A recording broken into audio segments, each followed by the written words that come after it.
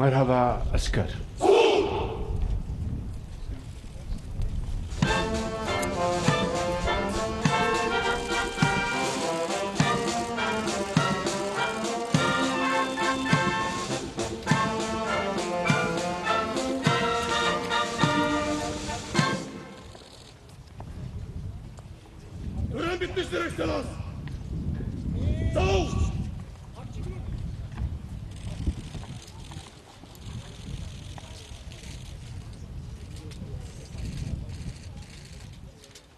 Wazir Azam Mohammad Shahbaz.